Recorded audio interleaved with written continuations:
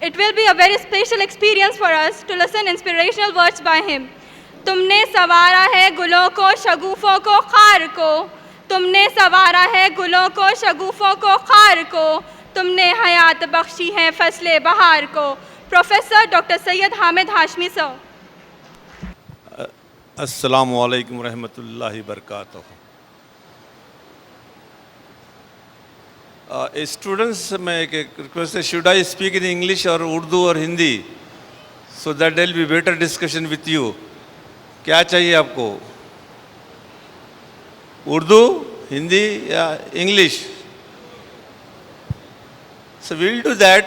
Whenever I think that it should be explained in English, I will explain in English, and when you need Urdu, I will explain in Urdu, right? So at the outside, I thanks the organizer, particularly my Shagird. Hi sir, he is my student. He has done BTech and MTech under me in Parvani. So few days back, he called me on phone that sir आप आइए. अब मेरी तबीयत के लिहाज से मैंने उन्हें इनकार किया था, लेकिन स्टूडेंट का मुझे मानना ही पड़ा, इसलिए मैं यहाँ आया है. अब इसके आगे की तकरीर में मैं आप लोगों को स्टूडेंट्स नहीं बोलूँगा. क्यों? कि जब स्टूडेंट्स और टीचर का रिलेशन होता है तो स्टूडेंट थोड़ा खौफ में रहता है कि कैसे क्वेश्चन पूछे जाए सर से. So I will call you friends, dear friends, right? Now for every success, हर कामयाबी के लिए आपको 3P प्रिंसिपल इस्तेमाल करना पड़ेगा. क्या? 3P, 1P, 2P, 3P. The first P stand for, पहला P क्या किसे? Punctuality, and particularly punctuality in time. Time की, वक्त की कदर करो. जबकि वक्त निकल गया तो फिर वक्त वापस नहीं आता. और वक्त की अहमियत इस्लाम में भी बताई है, राइट? मिसाल के तौर पर टाइमिंग ऑफ प्रेयर, नमाज की टाइमिंग, फजर के टाइम की फिक्स है, वही टाइम पे आपको नमाज ना पढ़ते. जोहर के टाइम पे आप फजर नहीं पढ़ सकते, तो इस्लाम में उसको भी अहमियत दी हुई है, राइट? तो first point of view is punctuality in time. Second is positive thinking. This is the most important in your life, that always should you think positive. So I will quote examples. Abdullah गिलास ये दो, पानी की बोतल दो, खाली करिए. गिलास है कि गिलास दो, खाली गिलास लो. This practical I want to show you regarding the positiveness, how your mind goes towards the positive thinking, right? एक गिलास दो, आधा पानी डालो, आधा डालो. Now this is glass with water.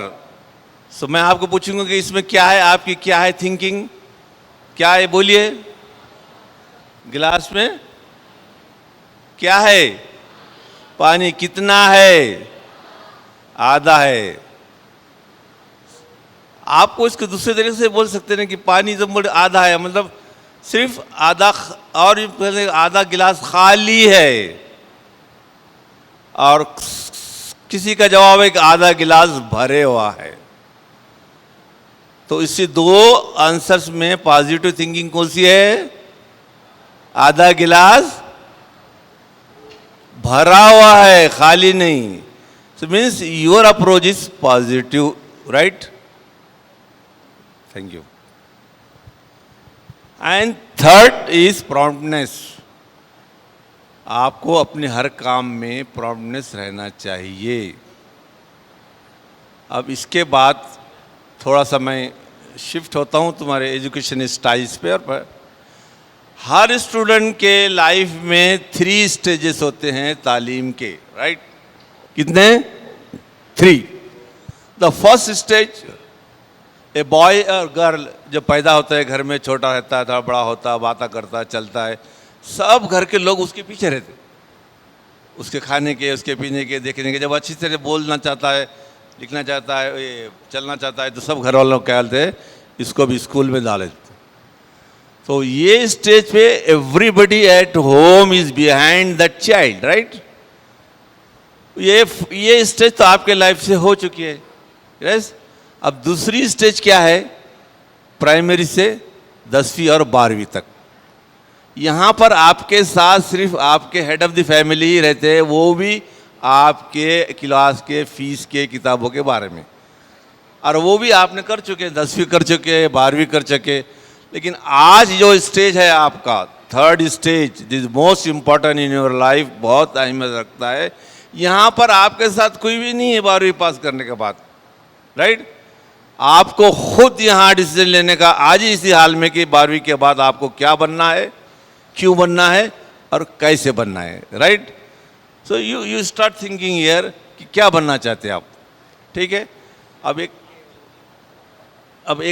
Question आपसे आपके सामने है कि भाई आपको एग्जामिनेशन में मैक्सिमम मार्क्स लेने का तो क्या करना पड़ेगा? अच्छा, कोई बात भाई, आपको एग्जाम में मैक्सिमम मार्क्स हासिल करने का तो क्या करना पड़ेगा? बोलिए, अरे बोलो ना भाई, जबान है ना। क्या करना पड़ेगा? पढ़ना पड़ेगा, बहुत लिखना पड़ेगा, राइट? पढ़ना पड़ेगा ना। लेकिन खाली पढ़ने से आपको मैक्सिमम मार्क्स नहीं मिलते। एक समझो आपके क्लास में 10 बच्चे हैं, तो 10 बच्चों ने एक पेपर सॉल्व किया, जिसमें से 8 बच्चों ने बहुत लिखा, फुल लेंथ आंसर्स लिखे, और 2 ने कुछ शॉर्ट लिखा, 6-7 क्वेश्चन लिखे, मतलब थोड़े लिखे। बस जब वो इवॉल्वेट करा जाता है तो वो 8 बच्चों को बहुत कम नंबर मिलते हैं जिन्होंने फुल पेपर लिखा, और जिसने थोड़े 5-6 क्वेश्चन लिखा उसको ज़्यादा मार्क्स। क्यों? What is the reason? अरे भाई, आपने जो लिखा है वो इवॉल्वेटर को समझ में आना चाहिए ना कि आपने क्या लिखा। अब कीड़े मकोड़े भर दिया आपने तो उसको पढ़ना ही नहीं आ रहा, तो क्या मार्क्स देगा आपको? और जिसने थोड़े क्वेश्चन किया लेकिन हैंडराइटिंग अच्छी है उसकी, तो वो उसको मैक्सिमम मार्क्स मिलेगा, राइट? तो फर्स्ट आपको एजुकेशन के सक्सेस के लिए आपकी हैंडराइटिंग इम्प्रूव करना ज़रूरी है। आप आज ही से अपने हैंडराइटिंग को इम्प्रूव करना चालू कर दीजिए। अब दूसरी चीज़, एक ख़ास टेंडेंसी है अपने बच्चों में, एग्जामिनेशन फोबिया, डरते एग्ज़ाम से। फुल स्टडी रहती, घर पे से निकलते वक्त बस जाते तैयारी करके, ये पढ़ लिया मैं, वो पढ़ लिया, ये पढ़ लिया। जैसे एग्ज़ाम हॉल के अंदर पैर रखते, सब ऑफ। कंप्यूटर के वैसा माइंड है, पूरा कंप्यूटर में फिट करके आते, लेकिन जैसे एग्ज़ाम हॉल में जाते, ओवरलोड कंप्यूटर क्या हो जाता आपका? हैंग हो जाता। आप कुछ भी नहीं लिख सकते। बैठ के बस कुछ फिजिकल प्रॉपर्टी पूछा है तो केमिकल लिखते, ये लिखा है तो वो लिखते, यानी कि उल्टे सीधे जवाब लिख के आ जाते। और बाहर आया बोलते हाँ मैंने ये छोड़ा दिया, मैंने वो छोड़ा दिया, सब कर दिया, और रिजल्ट आया तो फेल। तो ये जो फोबिया है, ये है जो, ये क्यों हो रहा है आपको इसकी तैयारी करना पड़ेगा। एग्ज़ाम हॉल में क्या है ड्यूटी आपकी? कम से कम कितने घंटे बैठना है? 3 घंटे। खाली बैठना नहीं है मक्खियाँ मारते, आपको क्या करना पड़ेगा? उसमें कुछ लिखना पड़ेगा ना 3 घंटे। इसका मतलब है आपको एक जगह बैठना पड़ेगा 3 घंटे कॉन्स्टेंटली, और एक 3 घंटे बैठने की हैबिट करना पड़ेगा, राइट? तो कंटिन्यूस आप क्या करो, अभी first year, second year, third year, आपको 3 साल है, तो जब भी कोई भी एग्ज़ाम की तैयारी करने का है, आपको तो बैठने की आदत होना चाहिए एग्ज़ाम हॉल में, लिखने की आदत होना चाहिए। अब इसमें सबके सब तो बच्चे मेडिकल को नहीं जाने वाले, सब डेफिनेटली कोई फर्स्ट ईयर सेकंड ईयर करेगा, कॉमर्स करेगा, आर्ट्स करेगा, साइंस। तो आप क्या करो, switch to the other line. आप सर्विसेज, पब्लिक सर्विस, अभी साहब ने बताया ना, पब्लिक सर्विस कमीशन आपको, यूपीएससी, एमपीएससी का, आप क्या करो, स्टडी करो। तो इसकी स्टडी करने के लिए डायरेक्ट पढ़ना मत चलो। आपके पास, सबके पास एंड्रॉइड फ़ोन है, सुबह उठे कि 10 साल पहले से ये चालू करने का है। 2022 का टॉपर कौन था यूपीएससी में, एमपीएससी में कौन था, उसका इंटरव्यू आपने सुनना है रोज़, एक सुबह, दोपहर, शाम।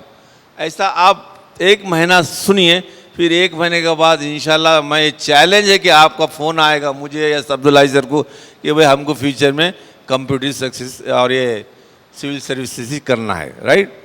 अब सिविल सर्विसेज के जो इन्फॉर्मेशन है, आजकल मैं यहाँ टाइम बता नहीं लूँगा, उसमें आप गूगल में जाइए, examination conducted under UPSC list आ जाए, उसके अंदर बेसिक 2-3 इंफॉर्मेशन आपको जहाँ ले आना पड़ेगा। एक है कि बेसिक क्वालिफिकेशन क्या है उसकी, कौन सा ग्रेजुएशन चाहते हैं, कौन सा ग्रेजुएशन कर सकते हैं उसके अंदर, और दूसरा एज लिमिट, और तीसरा चीज़ क्या है कि हाउ मेनी अटेम्प्ट।